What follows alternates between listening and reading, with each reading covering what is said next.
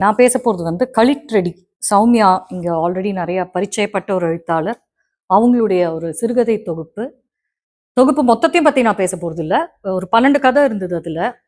அதுல most of the கதை வந்து அதோட காமன் த்ரெட் வந்து "முற்பகல் செய்யின் பிற்பகல் விளையும்" அப்படிங்கிற மாரி ஒரு இதா தான் பெரும்பாலான கதைகள் அதுல இருந்தது. அதுல ஒரு கதை பர்ட்டிகுலரா எனக்கு என்னால பெர்சனலா ரிலேட் பண்ண முடிஞ்சது. "காருண்யம்" அப்படின்னு ஒரு கதை. அ அதாவது ஒரு 15 வருஷங்களுக்கு அப்புறமா பள்ளி தோழிகள் 2 பேர் சந்திக்கிறாங்க ஒரு மருதமலை கோயில்ல. அ அந்த சந்திப்ப ஒட்டி 15 வருஷத்துக்கு முன்னாடி அவங்க லைஃப்ல என்ன நடந்தது? அப்படிங்கிறத பேசுற ஒரு கதை. அந்த அந்த அ அந்த பொண்ணு யார மீட் பண்றாளோ, அந்த பொண்ணு பேர் மல்லிகா தேவி அப்படின்னு. அவளுடைய அவங்க 2 பேரும் எப்படி ஃப்ரெண்ட்ஸ் ஆறாங்க. ஃப்ரெண்ட்ஸ் ஆயிட்டு அவங்க பழகும்போது, இந்த இந்த கதைய சொல்ற பொண்ணு வந்து கொஞ்சம் அ மேல் தரத்துல இருக்கிற பொண்ணு. அது அவங்க பழகிட்டு அவங்க வீட்டுக்கு போறம்போது, அவ first time she faces a shocking thing. இந்த பொண்ணோட அண்ணன் வந்து ஏதோ ஒரு விஷக்காய்ச்சல் பாதிப்புனால ஒரு ஸ்பாஸ்டிக் ஆயிடுறாரு. ஸோ ஃபுல்லுமே ஒரு டாய்லெட்க்கு கூட அவங்க அம்மா தான் கொ அவருக்கு வந்து எல்லாமே ஹெல்ப் பண்ணணும். சாப்பிடுறதுலேருந்து ஒரு மாரி ஆளே மடங்கி போய் உட்கார்ந்திருக்கிற மாதிரி ஒரு உருவத்த முதல் முறையா இந்த பொண்ணு பார்க்குறா. அண்ட் அந்த அம்மா வந்து எவ்ளோ எவ்ளோ தூரம் அந்த அம்மா வந்து அந்த பையன பார்த்துக்கிறாங்க. அவங்களோட லைஃபோட ரெகுலாரிட்டீஸ் எதுவுமே இல்லாம, அந்த பையனுக்காக எல்லாமே அவங்க லைஃப் மொத்தமுமே அந்த பையனுக்காக தான் அவங்க பார்க்குறாங்க. அதெல்லாம் இருக்கு. திடீர்னு ஒரு நாள் அந்த பையன் செத்து போயிடுறான். இதுக்கு நடுவுல வந்து இந்த பொண்ணு அந்த அந்த வீட்டுக்கு போற பொண்ணுக்கும், அந்த அண்ணனுக்கும் ஒரு அழகான உறவு ஏற்படுது. எது அந்த சொந்த தங்கைக்கும், அந்த அண்ணனுக்கும் நடுவுல இல்லாத ஒரு உறவு, இந்த பொண்ணுக்கும் அந்த அண்ணனுக்கும் ஏற்படுது. அவரு வந்து பயங்கர ரஜினி ஃபேனா இருப்பாரு. ஸோ இந்த பொண்ணு என்ன பண்ணுவா, அவருக்காக வந்து அவன் வந்து அந்த போஸ்டர்ஸ்லாம் நெறைய கட் பண்ணி வச்சிருப்பாரு. ஸோ அத வந்து ஒரு சார்ட் மாரி பண்ணி, அவரோட தலையெல்லாம் திருப்ப முடியாது அவரால. ஸோ அவர் பார்வையில படுற மாரி அத வந்து ஒரு ஹேங் பண்ணி வைக்கிறது. இல்ல ஒரு ரஜினி படத்த பார்த்துட்டு வந்து, அந்த படத்த அவரோட உட்கார்ந்து டிஸ்கஸ் பண்ணறது. அந்த மாரி ஒரு ஒரு ரொம்ப ஒரு அழகான ஒரு நட்பு, ஒரு அன்பு அந்த இடத்துல வளருது. அந்த பையனுக்கு கிடைக்கிற சில சந்தோஷ நிமிஷங்கள் அதெல்லாம். அண்ட் இப்படியே இருக்கும். திடீர்னு பார்த்தா ஒரு நாள் அந்த பையன் இறந்துடுறாரு. அப்போ இந்த பொண்ணு காலையில வரா, எப்படி இறந்தாரு? என்ன? கேள்விகள் நெறைய இவ மனசுல இருக்கு.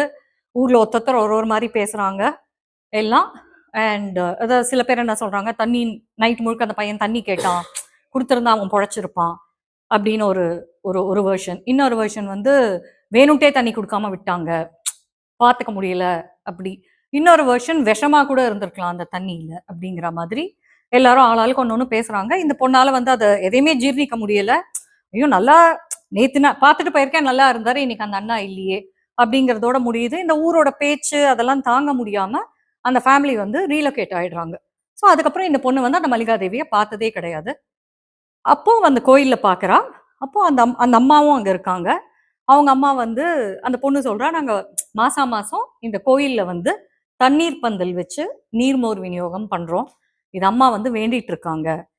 அதனால இத வந்து பண்றோம் அப்படின்னு. இவ அந்த அம்மாவ பார்க்குறா.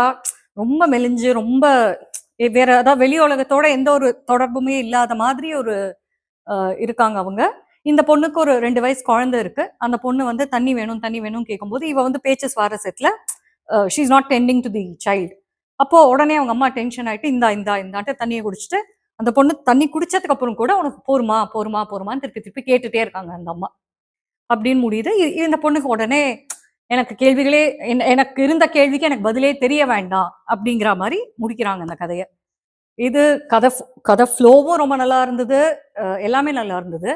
எனக்கு இதுல என்ன வந்து நான் என்ன கவர்ந்தது என்னன்னு பார்த்தா, ஒண்ணு அந்த கதை சொல்லப்பட்ட காலகட்டம் கொஞ்சம் ரொம்ப முன்னாடி வருஷம் மாதிரி தான் இருக்கு. அண்ட் ரொம்ப ஒரு middle class, lower middle class மாரி தான் காட்டுறாங்க. அப்போ அதுல வந்து அந்த இன்க்ளூஷன் அப்படிங்கிறதெல்லாம் வந்து இருக்கிறதுக்கான தெரியறதுக்கான வாய்ப்பே கிடையாது. இருந்தும் இந்த பொண்ணு வந்து புதுசா போய் பார்க்கிறவ, அந்த பையன பார்த்து ஒரு பயமோ, ஒரு அருவருப்போ இல்லாம பிகாஸ் அந்த பையனுக்கு வந்து டாய்லெட்லேருந்து எல்லாமே அந்த அந்த கட்டிலுக்குள்ளேயே தான், அந்த ஸ்பேஸ்க்குள்ளேயே தான் நடக்குது. அந்த அருவருப்போ இல்லாம, அதையும் தாண்டி அந்த இடத்துல வந்து ஒரு அன்ப வந்து பரிமாறுறா. You know she gets attached to that boy. அது ஒண்ணு. இன்னொன்னு, இந்த மாரி ஒரு நோய்வாய்ப்பட்டவங்கள அந்த அந்த அந்த வியாதி யாருக்கு இருக்கோ, அவங்களுக்கு வந்து சொசைட்டில வந்து நெறைய சிம்பத்தி கிடைக்கும். நெறைய அன்பு கிடைக்கும். எல்லாருமே வந்து ஐயோ பாவம்! அவங்க தப்பே பண்ணினா கூட அதிலயுமே அந்த அவங்க எழுதியிருப்பாங்க.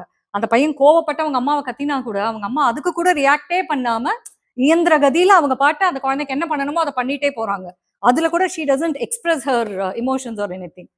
சோ எனக்கு அங்க என்ன ரிலேட் ஆச்சுன்னா, அந்த உடம்பா இருக்கிறவங்களுக்கு சிம்பத்தி கிடைச்சிரும், அன்பு கிடைச்சிரும். அவங்க தப்பே பண்ணினா கூட, "ச்சீ பாவம் ஏதா வலி இருந்திருக்கும்." அதனால அவங்க ஆறாங்கங்கிறது. பட் சொசைட்டில ரொம்ப பார்க்கப்படாதது என்னன்னா, அந்த கேர் டேக்கர் அவங்க அண்டர்கோ பண்ற பிரஷர், அவங்க அண்டர்கோ பண்ற ஸ்ட்ரெஸ், அது வந்து நெறைய பேருக்கு புரியறது இல்லையா? இல்ல அத வந்து ஒரு முக்கியமான விஷயமா இதுவரைக்கும் யாரும் சிந்திக்கலையான்னு எனக்கு தெரியல. ஸோ, அது அந்த ஆஸ்பெக்ட் இதுல வந்தது வந்து ஏன்னா இந்த பொண்ணு வந்து அந்த அம்மாக்காகவும் யோசிக்கிறான்ற மாரி தான் முடிக்கிறாங்க கதைய. So that was something which I could relate on a personal note as well. And ரொம்ப மத்தபடியுமே எல்லா கதையுமே பார்த்தா வந்து அந்த ஃப்ளோ ரொம்பவே நல்லா இருக்கு. எல்லாத்துலயுமே ஒரு ஒரு இந்த மாதிரி ஒரு ஒரு நாட் எடுத்து தான் அவங்க எழுதியிருக்காங்க. ஸோ மொத்தமாவே அந்த கதை, அந்த புக்கே வந்து வாசிக்கிறதுக்கு ரொம்பவே நல்லா இருந்தது. It was a good experience. Thanks for sharing that book.